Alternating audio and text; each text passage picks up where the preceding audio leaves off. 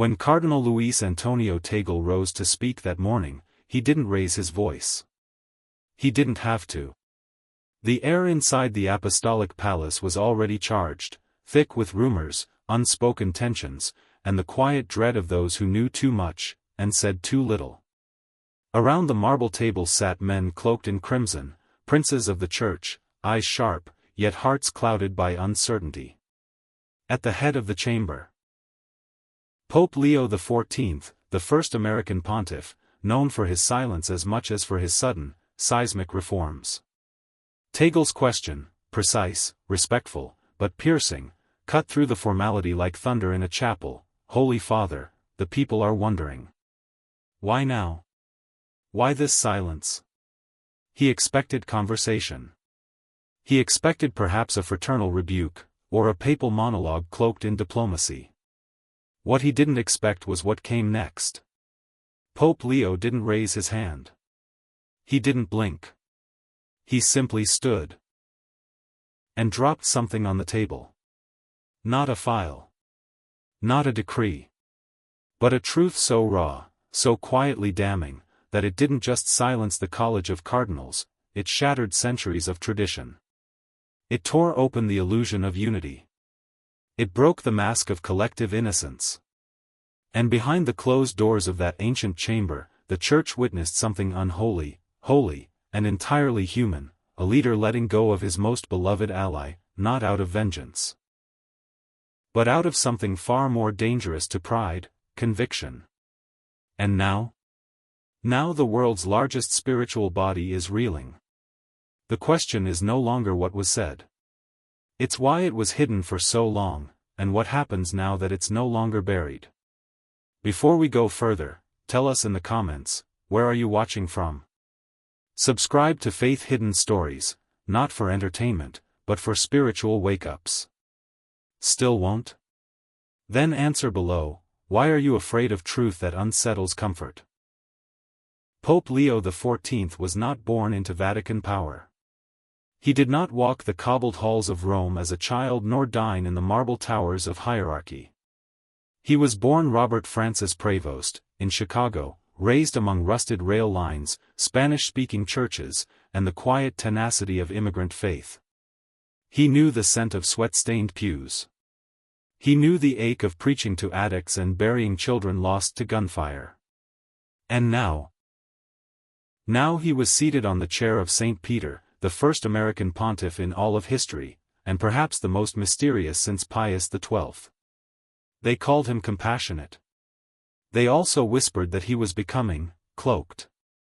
His papacy had begun with warmth, open doors, long walks through African missions, hands extended to wounded priests, but in recent months, a strange stillness had entered his rule. Documents went unsigned. Reforms were hinted at, but never named. Cardinals murmured of closed-door councils, of secret letters, and of entire dioceses being redirected, without explanation. And in that swelling silence, one man chose to speak. Cardinal Luis Antonio Tagle, the one they called the Smiling Bishop. A Filipino son of theologians and servants, he had once wept during a Vatican homily, and won the hearts of millions. He was a bridge between the old world and the new. A pastor's pastor. A theologian with laughter in his eyes and scripture under his skin. Where Leo had become thunder behind clouds, Tagle was lightning in the open sky, visible, electric, impossible to ignore.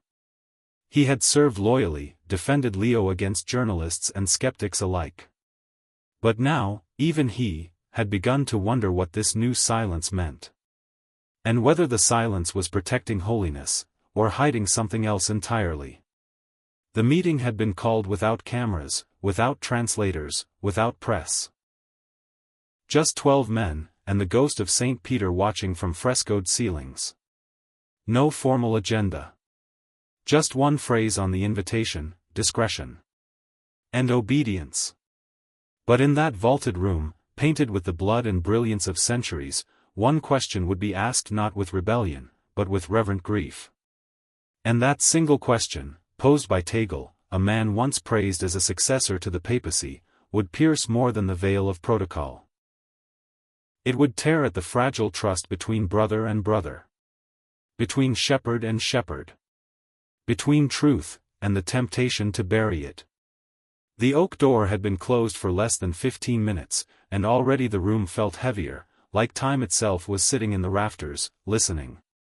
12 cardinals sat in deliberate silence, robes rustling only when they shifted in discomfort or in preparation for what they feared might come.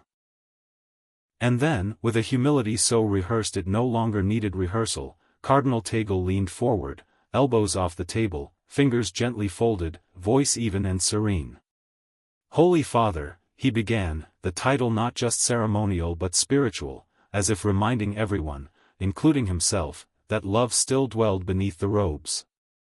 Many of us wonder, with compassion, why these reforms remain unspoken.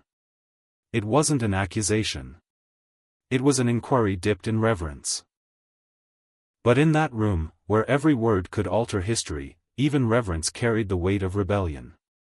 Pope Leo XIV, still seated at the head of the table, did not flinch. He offered no defense, no denial. Instead, he smiled. Faintly. Slowly.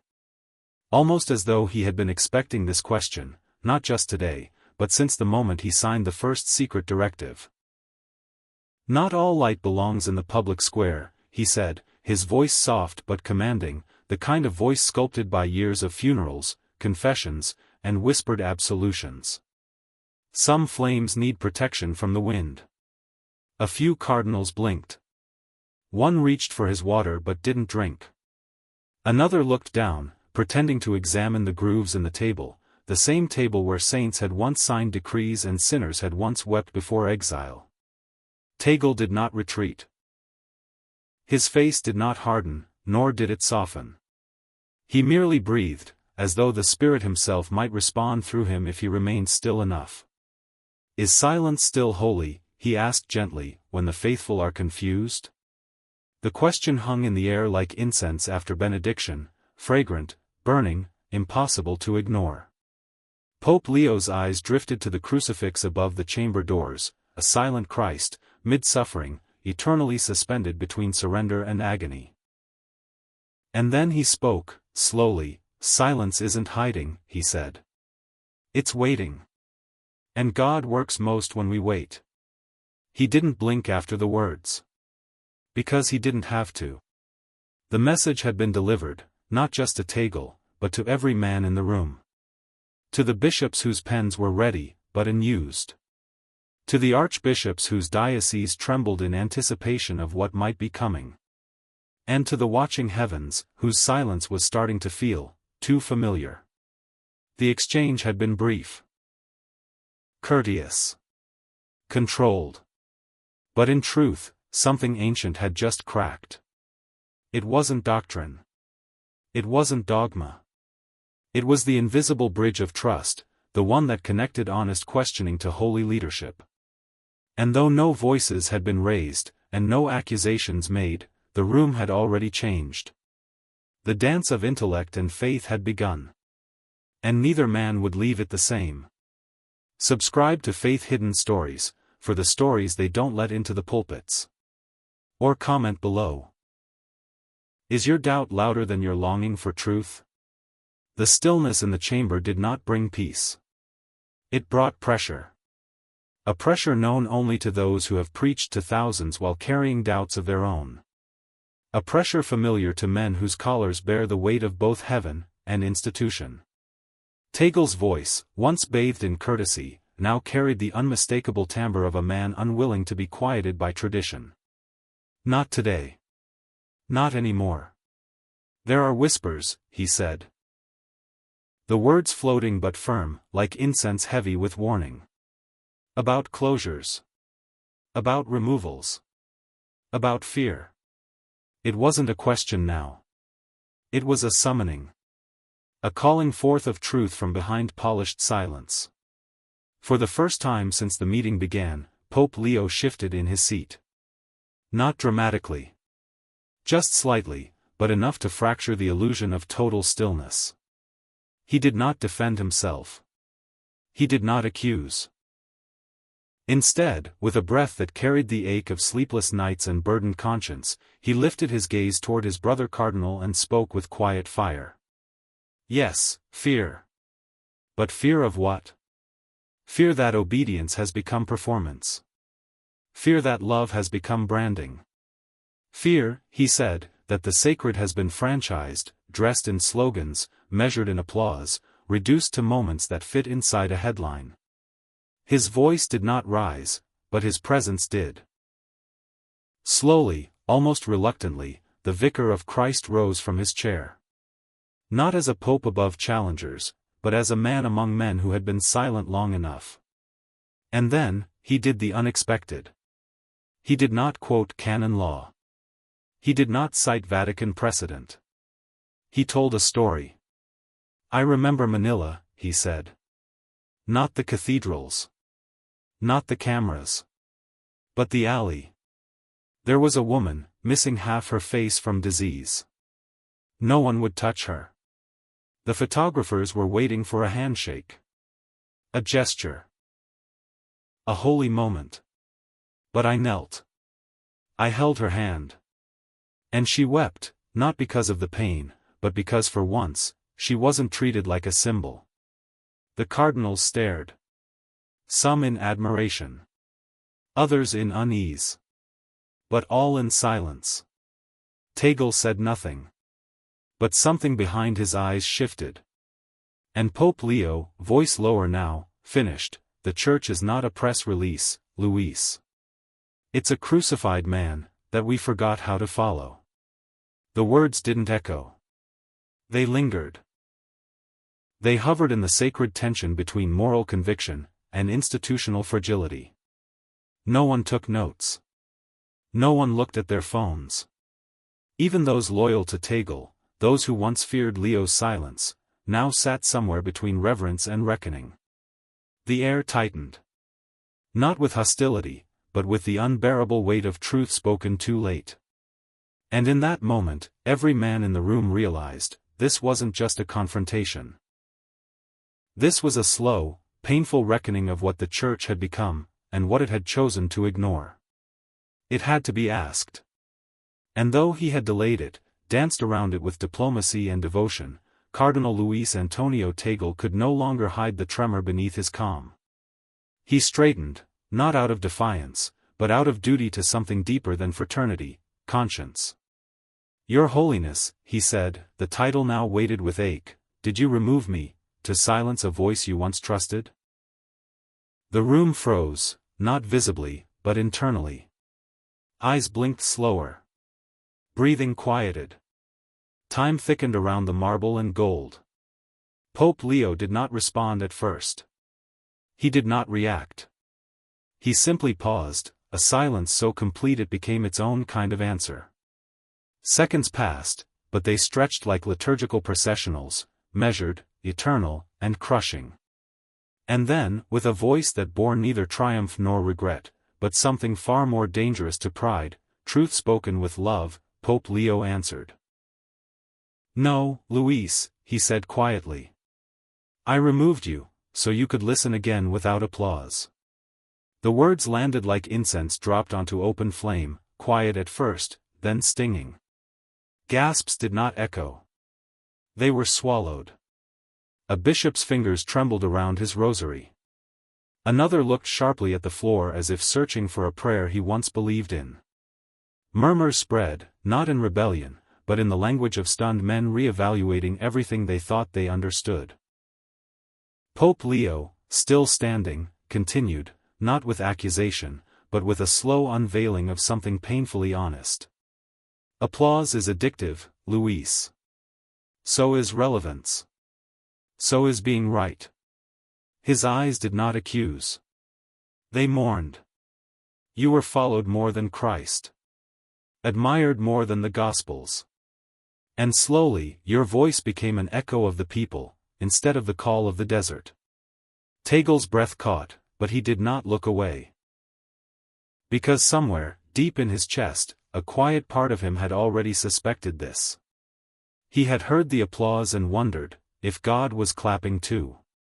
And then Pope Leo said it, so softly, the room leaned forward without meaning to. "I wept the night I signed your release," he said. "Not because I doubted you, but because I remembered Christ walked away from his disciples, to pray alone." The words were not sharp. They were surgical. They did not shame. They invited pain. The kind of pain only truth can deliver, when it loves the person more than the image of the person. A holy kind of heartbreak. And for the first time, Tagle's shoulders lowered, not in defeat, but in the quiet realization that sometimes, even prophets need to be silenced long enough to hear their own heartbeat again. The power dynamic had shifted. Not with volume. Not with force. But with clarity. And clarity, when it comes, is both terrible and tender. Subscribe to Faith Hidden Stories. For the sacred wounds that don't trend. Still hesitant? Then say it below. What scared you in that silence? Not in rebellion. Not in fury. But in that brittle space between heartbreak and resistance, where a man of faith tries to protect his calling from turning into his identity. His jaw tightened. His breath deepened. And the ache behind his composure pressed forward like a tremor beneath stone. "So this is about power," he said. Not as an accusation, but as a last defense against a truth he didn't want to admit. But Pope Leo did not flinch. He didn't move his hands. He didn't avert his eyes. Instead, he looked directly into the man he once trusted most, not as a pope to a subordinate, but as a brother who had been to the mountain and returned with ashes. "No," he said softly, "this is about purification." And then came the sentence. So quiet it would echo through the bones of every man in that room long after the meeting ended. When leadership becomes addiction, we confuse presence with purpose. No lightning crashed outside. No wind blew through the windows. But something shifted. Internally. Eternally. The entire air in the room changed. Not one man interrupted. Not one leaned forward. They didn't need to. Because what Pope Leo said next was not planned. It was carried. As if from a place deeper than opinion, deeper than strategy, a place near the mercy seat of God. From the folds of his papal robe, Leo pulled a small white envelope. He held it up, not for spectacle, but as a symbol. "This was left in your former office," he said gently, "after your last mission trip to Sudan." He didn't read it aloud. He didn't have to. He handed it to the nearest aide, who opened it, unfolded it, and revealed a child's scrawl, translated in plain type beneath the ink. Just a few words. "Thank you for seeing us. But now, please teach your church to see itself." No gasps this time. Just silence. Heavy. Staggering. Sacred. Because some truths don't pierce with swords. They unravel, like garments that were stitched too quickly. Tagle stared at the letter. But he no longer stood for defense. He stood in confession. Not for sin, but for misalignment. For forgetting, even briefly, that being beloved is not the same as being blameless. And then, Leo said it. The way a father says it to a son who has not failed, but wandered. "Luis, you didn't fail. But maybe, you were being followed more than Christ." It was not a wound. It was a reveal. Of how thin the line is. Between servant and celebrity. Between mission and platform. Between God's voice, and the echo of our own. No one applauded. No one moved. Because some revelations demand stillness more than response. And in that moment, every man at the table wasn't just witnessing a confrontation. They were watching a consecration. Not of a pope. Not of a cardinal. But of a truth long buried under protocol, pride, and performance. Pope Leo XIV sat again. The chair beneath him, carved from centuries-old oak, groaned gently, not from weight, but from the long history of men who had spoken truth from it, and men who had failed to.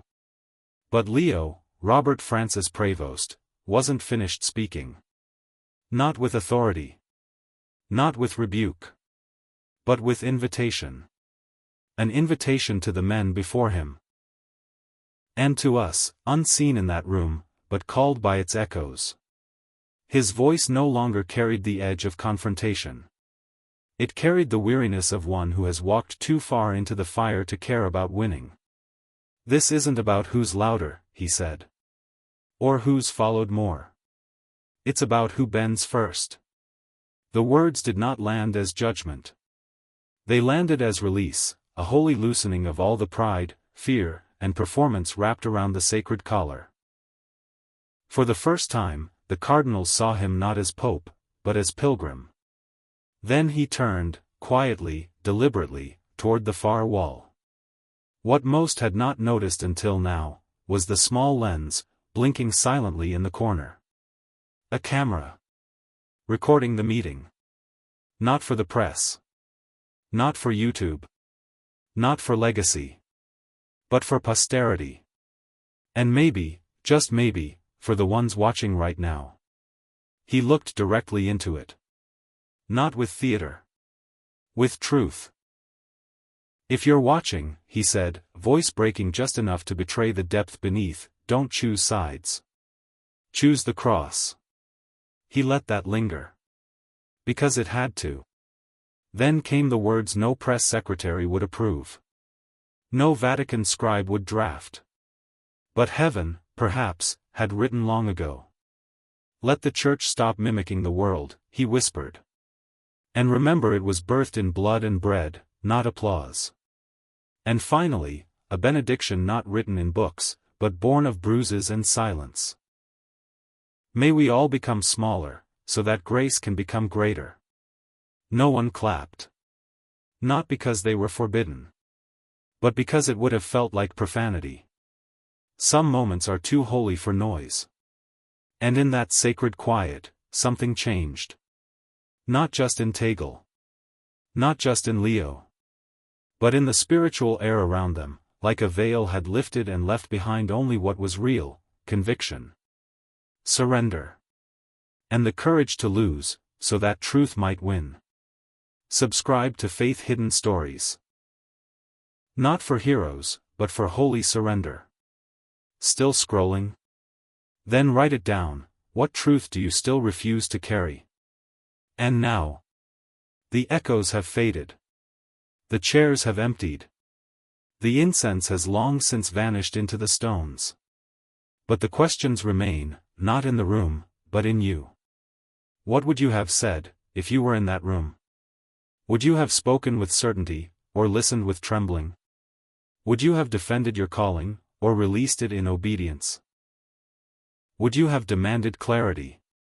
Or trusted the silence that speaks deeper than answers ever could? Because not all of us will wear cassocks. Not all will sit at marble tables beneath ancient frescoes. But all of us, at some point, will be called to choose.